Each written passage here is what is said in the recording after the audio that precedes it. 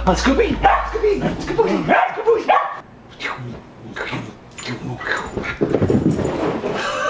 What's up and welcome to another episode of Gizmo Slip. Today we're talking about the iPhone 12 Pro Max. I have had this since the day it was released, I believe November 13th. So I think that's 21 days approximately that I've owned this thing and been using it as my daily driver. And I've got my thoughts together about it and I'm finally ready to give you my review of the 12 Pro Max. So let's dive right into it. So when I first got the 12 Pro Max, it was a bit of a challenge and I had to get used to the increased size and boxiness for one-handed use. Things that I could reach before easily on the 11 Pro Max, I had to change up my hand gestures to be able to reach on the 12 Pro Max. Now, of course, we are going from a 6.5 inch display to a 6.7 inch display, so we do have more screen real estate to enjoy our favorite apps and videos and movies and websites and whatever else you're doing on your phone. I personally love the design for the 12 Pro Max. I got the silver version and it is just super chromed out. Yes, it is a bit of a fingerprint magnet at times, but clearing the fingerprints off of it is actually really simple. Just one swipe of your hand, fingerprints gone, or down the shirt, and again, fingerprints are gone. Oh man, I've got a lot of hair on me just from bouncing around with the dogs for like a minute. Now I gotta give a huge shout out to Into the AM for sponsoring this episode. They've got some freaking awesome shirts over on their site, and they're not just awesome to look at, they also seem higher quality than your average t-shirt. Not only is the fabric higher quality, a bit thicker and softer than most t-shirts, the prints are vibrant and very colorful, and they seem like they're probably gonna last through a few more washes than your average print. They were kind enough to give 20% off to Gizmo Slip fans, and just for today only, they're doing a 30% off sale. So if you're looking for some awesome, high quality t-shirts with some interesting designs that blend between nature, science, and art, space themes, they've got some really cool designs. Go check them out. Link in the description down below. Let's get on with this review. Now the 12 Pro Max's camera bump on the back is noticeably larger, but I don't think it's that big of a deal. Just know that when you set it against a surface, it's gonna stick out a little bit more than the previous generations. Now the battery life on the 12 Pro Max has been pretty insane, just as insane as the 11 Pro Max. Honestly, we have new 5nm chip, the A14 Bionic is very power efficient. So even though we have a slightly smaller battery size in the 12 Pro Max versus the 11 Pro Max,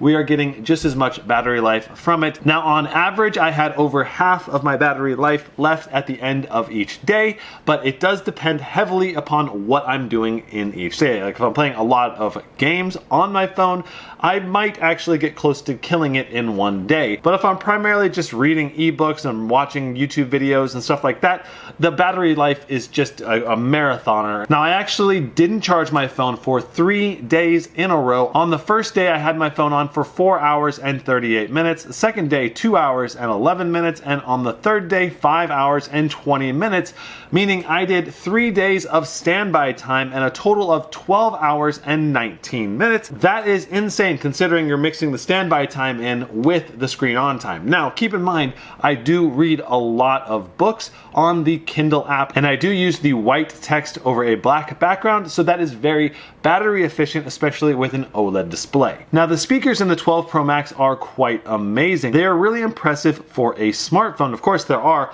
Android phones that have just as good as speakers as the 12 Pro Max. I compared the speakers in the 12 Pro Max to the laptop speakers in most of these laptops that I review over on my tech channel, and it's amazing. The top speakers in smartphones outperform like most laptop speakers in a much larger chassis, which to me absolutely does not make any sense at all. Like the laptop, people really need to step up their game, I guess, in my opinion. I don't know.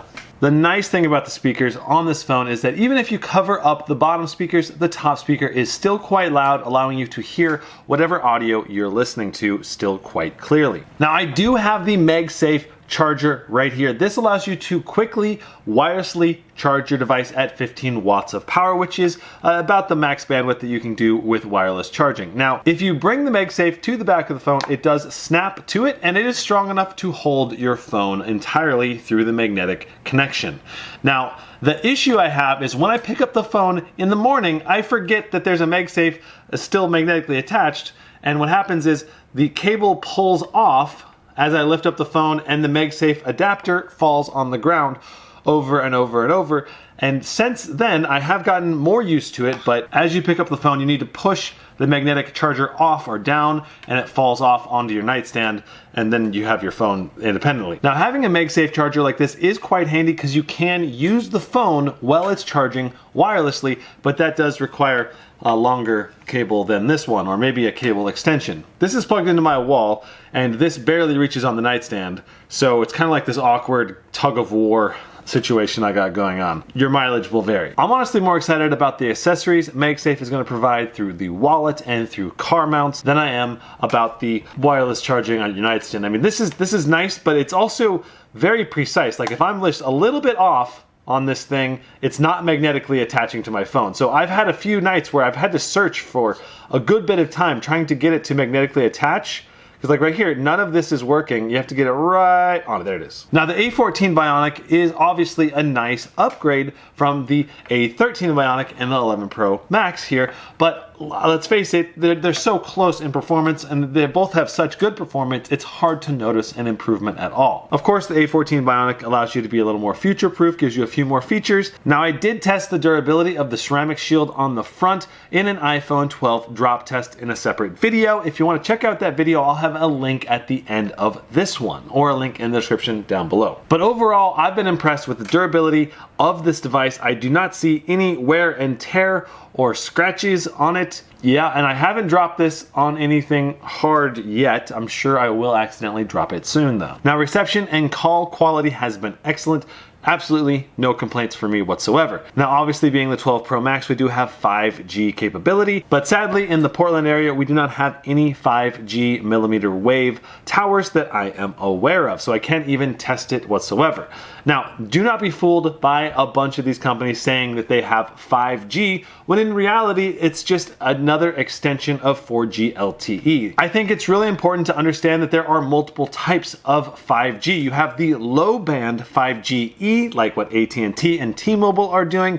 It's basically just 4G LTE. And then you have mid-band 5G, and then you have 5G Ultra. This is the true 5G speeds that are much quicker, but have a much shorter range than 4G LTE. My iPhone 11 Pro Max can do 5G-E on AT&T, and it doesn't even have a 5G antenna in it. So it's clearly not 5G at all. I really wish these companies would lay off calling stuff 5G when it's just rebranded 4G LTE. Okay, so starting off with our camera test, we have the 4K HDR 60 frames per second between the 12 Pro and 12 Pro Max. This is an ultra low light scenario, and the detail on the 12 Pro Max is just a little bit better. The ISO is a little bit cleaner. You can see in the details around Darren's face, you can make out his eyeballs a little bit better, for example. Now, in the low light photography, I did night mode shots quite a lot, and I noticed with the 12 Pro Max, it was frequently only a 1 or 2 second timer versus the iPhone 12 Pro's 2 or 3 second timer, so you have 1 second extra. Now here's an example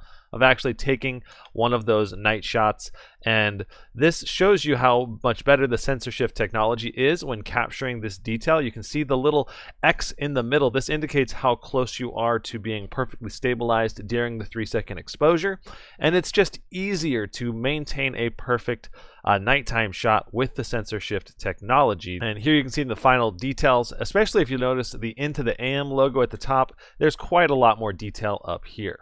Now, I did do a lot of testing with the HDR video versus turning it off and on, and I gotta say, with HDR on, you can notice there's a lot more poppy colors around the blues on the beanbags, especially like kind of like the white highlighting.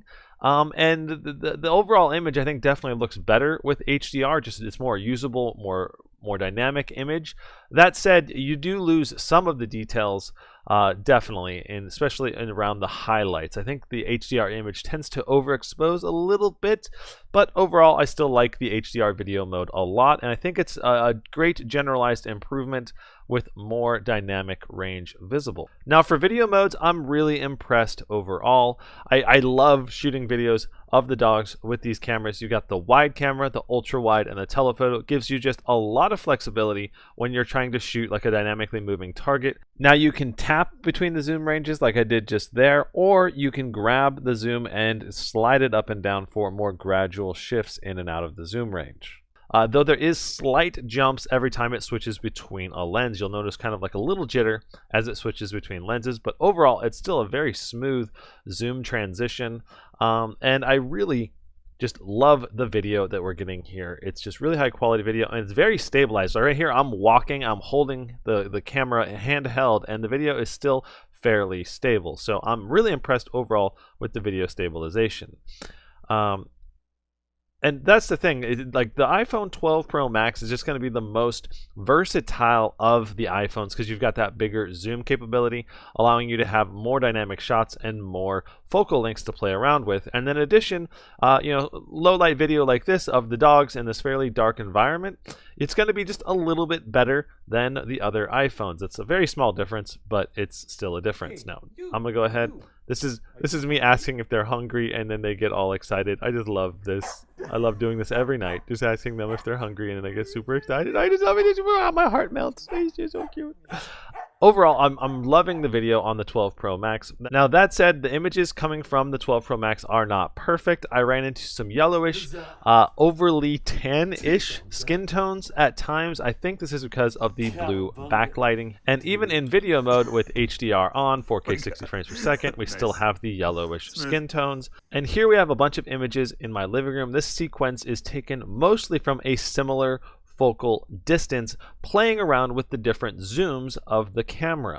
I think this goes to show you with the 3 camera setup, you have just a lot more flexibility to play around and be creative compared to only having 1 or 2 focal lengths on a smartphone. So I really love the fact that we have 3 cameras here, and the different focal lengths allows you to really get a different type of shot, as you can see by those last 3 images. Those are taken from roughly the same focal distance. So in summary, the 12 Pro Max has better low light photography and videography, I'd say by about 1 stop, but that's only going to be really apparent in the ultra low light, like when it's almost too dark to see with the human eye, which is honestly not going to happen that often. And I do love the 12 Pro and 12 Pro Max's HDR video mode. It definitely yields a poppier, more usable image for general use videography. And the nice thing about it is that it's something you just turn on in the background and it just works. So if you're someone that does a lot of video recording, the 12 Pro and 12 Pro Max with the HDR video modes